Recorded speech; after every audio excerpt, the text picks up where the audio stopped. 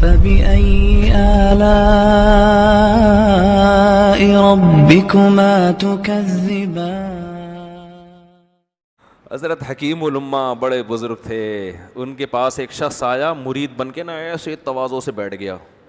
بھائی ایک علماء کا احترام ہوتا ہے، نارمل طریقے سے آؤ، عزت احترام سے بیٹھو، بس ٹانگیں نہ پھیلاؤ ان کے سامنے، بس ہو گیا کہ احترام اتنا کافی ہے.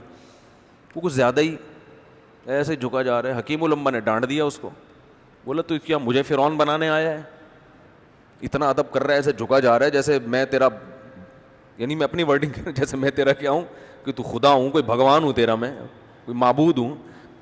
آرام سے بیٹھو جیسے سارے بیٹھے ہوئے ہیں. تو یہ جو اتنی تواضع اختیار کر رہا ہے نا، یہ شو بازی کے لیے ہوتی ہے نا. بھائی نارمل جیسے سب جتنا احترام دیتے ہیں علماء کو، آئیں تمیز سے بیٹھ جائیں. اتنا ہی جھکائی جا رہا ہے، اس کا مطلب یا تو یہ ایجنسی کا آدمی ہے، ہاں خفیہ ایجنسی کا ہے، انکوائری کے لیے آیا ہے، پکڑوانے کے لیے آیا ہے، اور شو یہ کر رہا ہے کہ میں آپ کا بہت زیادہ عقیدت مند.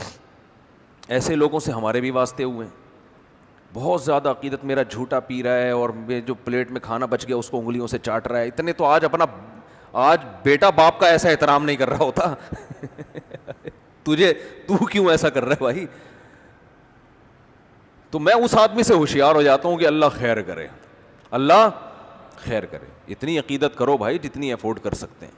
جیسے وہ ایک آدمی کو بھولنے کی بیماری تھی نا، سرٹیفکیٹ لے کے گھوم رہا تھا ڈاکٹر کی طرف سے کہ مجھے بھولنے کی بیماری ہے، لہذا بھولے سے دوسروں کی بیویوں کو اپنی بیوی بولتا تھا. وہ جب پکڑا جاتا تو سرٹیفکیٹ دکھا دیتا، بھائی ڈاکٹر کی طرف سے مجھے سرٹیفکیٹ ملا ہوا ہے کہ میں بھول جاتا ہوں. تو لوگ کچھ بھی نہیں کہتے یار اب بھولے سے.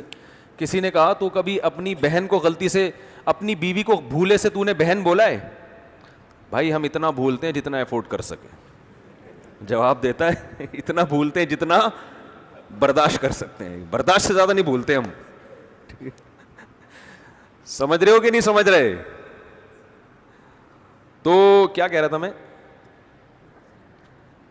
جو ابھی بھولنے پر بات آئی وہ کہاں سے ہے؟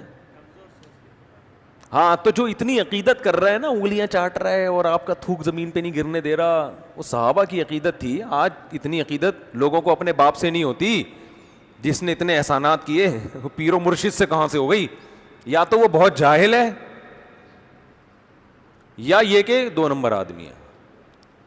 تو نارمل رہنا چاہیے، نارمل. بس ملو آرام سے، السلام علیکم، 2 ہاتھوں سے ملو. یہ جو حدیث میں آتا ہے ایک ہاتھ سے مصافہ، وہ ایک ہاتھ نہیں ہے، وہ دونوں ہاتھ ہیں، کیونکہ ہاتھ اس میں جنس ہے. جیسے قرآن میں آتا ہے نا، ان السمع والبصر والفؤاد، دل سے بھی سوال ہوگا، آنکھ سے بھی سوال ہوگا، کان سے بھی. تو دونوں آنکھوں سے ہوگا، یہ ایک آنکھ سے ہوگا؟ دونوں آنکھوں سے. تو بخاری کی جو حدیث ہے نا ہاتھ سے مصافحہ کیا، وہ ہاتھ اس میں جنس ہے کہ اس سے مراد دونوں ہاتھ ہیں. اور ویسے بھی یہ عجیب سی بات ہے کہ نبی کا ایک ہاتھ ہو اور عبداللہ بن مسعود کا بھی ایک ہاتھ ہو. عقیدت محبت میں نبی صلی اللہ علیہ وسلم ایک ہاتھ بڑھائے اور عبداللہ بن مسعود وہ بھی ایک ہاتھ. یہ صحابہ کی محبت کا بھی تقاضا نہیں ہے.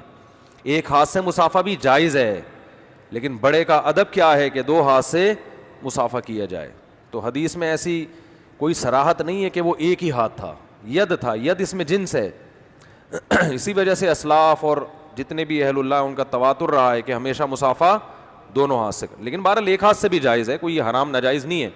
بعض لوگ تو غلو کرتے ہیں کہ دوسرا ہاتھ باقاعدہ پیچھے لے کے جاتے ہیں، ایسے کرتے ہیں یہ شو کرنے کے لیے کہ ہمارا مسلک ہے ایک ہاتھ سے مصافحہ کرنا ہے. تو بھائی آپ کا مسلک اگر ٹھیک ہے ایک ہاتھ سے ہے تو یہ ہاتھ نیچے چھوڑ کے یوں بھی کر لو. یہ چڑھا کیوں رہے ہو کہ یہ والا نہیں استعمال ہوگا؟ یہ غلو ہو جاتا ہے پھر. تو غلو دونوں طرف ہے، میں نہیں کہتا ایک طرف ہے. ایک صاحب نے کہا کہ ایک ہاتھ سے مصافحہ اس لیے جائز نہیں ہے کہ اہل حدیث کا شعار ہے. یہ بھی غلو ہے کہ اہل حدیث کوئی کافر تھوڑی ہے کہ ان کا کوئی شعار ہے تو آپ کے لیے وہ حرام ہو گیا. خیر